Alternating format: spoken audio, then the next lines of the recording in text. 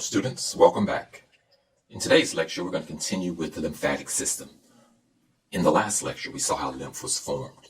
In this lecture, we'll first look at the ultimate fate of the lymph. We will see how it eventually drains into the circulatory system, and we'll move backwards to show how the lymph was formed.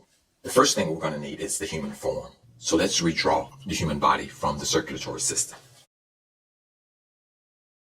The lymph eventually drains into two major veins, the right subclavian vein and the left subclavian vein. Let's draw these two veins. When talking about the lymphatic system, there are three major types of vessels. We have small vessels, medium vessels, and large vessels. The vessels which drain into the subclavian veins are going to be our large vessels. We have two of these. We have a large vessel on the right side and a large vessel on the left side. Let's first draw the large vessel on the right side and the large vessel on the left side. The large vessel on the left side is much longer and much larger. So these are our two large vessels. All the remaining vessels that we will draw will be the medium vessels, and there are 9 of these. Let's focus on the right side first.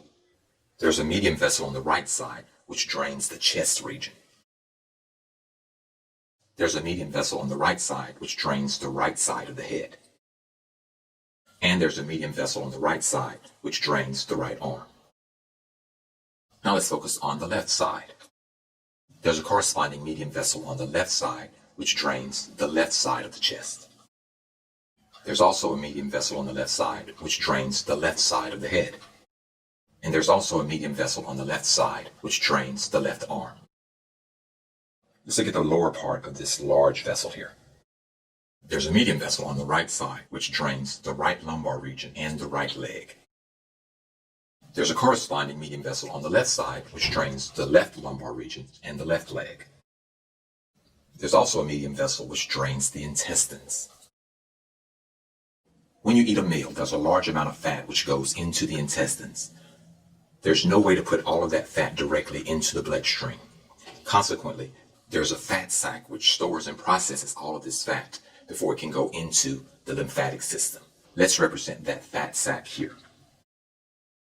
The lymph vessels of the legs and the lumbar region also drain into this fat sac. So these are all of the major lymphatic vessels.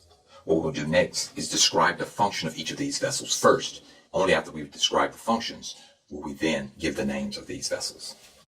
Let's first name our subclavian veins. Here we have the right subclavian vein, and here we have the left subclavian vein, so named because they're found under the clavicle. And here on the left side, we have the left subclavian vein. Let's next give a description of the two large lymphatic vessels. The one on the left side will simply be described as the left large lymphatic vessel. In the future, lymphatic vessel will be abbreviated LV. And on the right side, we have the right large lymphatic vessel. And so those are our only two large lymphatic vessels. All the remaining lymphatic vessels shown are medium lymphatic vessels. Let's describe them. The lymphatic vessel here is the right medium lymphatic vessel which drains the right side of the head. And so we'll describe it as the right head medium lymphatic vessel. The lymphatic vessel here drains the right arm, and so we'll describe it as the right arm medium lymphatic vessel. And the lymphatic vessel here drains the right chest, and so we'll describe it as the right chest medium lymphatic vessel.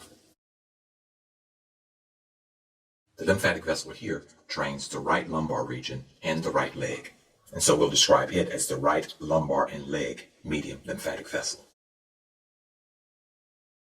Let's move to the left side.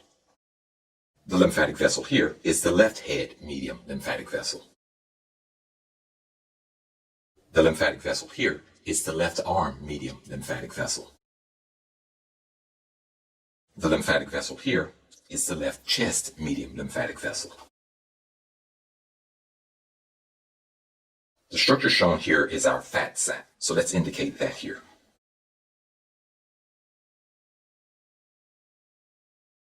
The structure here, which secretes lots of fat into the fat sac, is the intestinal medium lymphatic vessel. And our last structure here is the left lumbar and leg medium lymphatic vessel. And so now we've described all of the lymphatic vessels. Now we're going to name them. But one thing you want to remember as we name them is that all of the large lymphatic vessels are called ducts, D-U-C-T-S. So your large vessels are ducts, and your medium vessels are trunks, T-R-U-N-K-S, trunks. And so let's name these vessels. Let's name the two large lymphatic vessels first. On the right side, we have the right large lymphatic vessel. This vessel is known as the right lymphatic duct. So here we have the right lymphatic duct. And on the left side, should be called the left lymphatic duct. However, because most of this structure is found throughout the thoracic cavity, it's called the thoracic duct. So the left large lymphatic vessel is the thoracic duct. Now we can name all the medium lymphatic vessels. The left head medium lymphatic vessel is known as the left jugular trunk. The corresponding vessel on the right side is the right jugular trunk. The right arm lymphatic vessel, which drains the right arm, is known as the right subclavian trunk. Here's the right subclavian trunk. The corresponding vessel on the left side is the left subclavian trunk. This is the left subclavian trunk.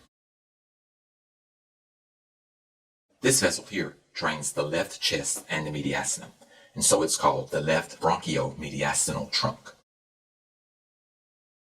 The corresponding vessel on the right side is the right bronchiomediastinal trunk. And here is the right bronchiomediastinal trunk.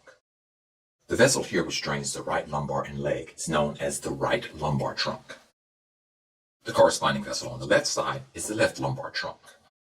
Here is the left lumbar trunk.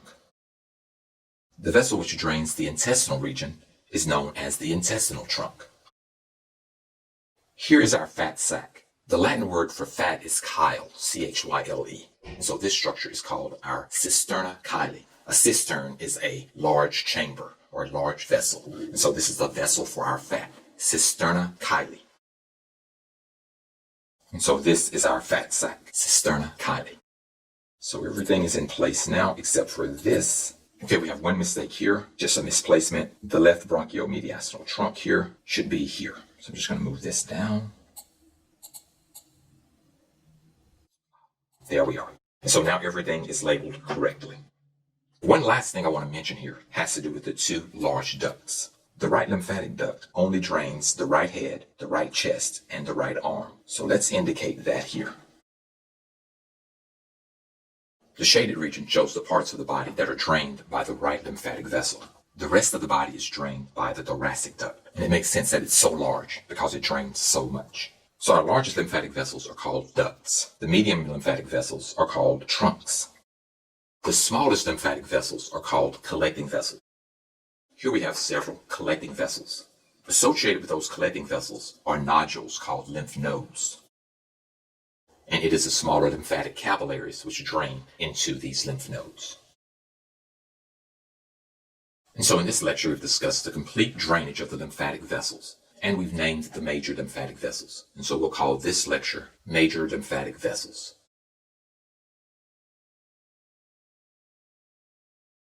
And so that concludes this lecture on the major lymphatic vessels.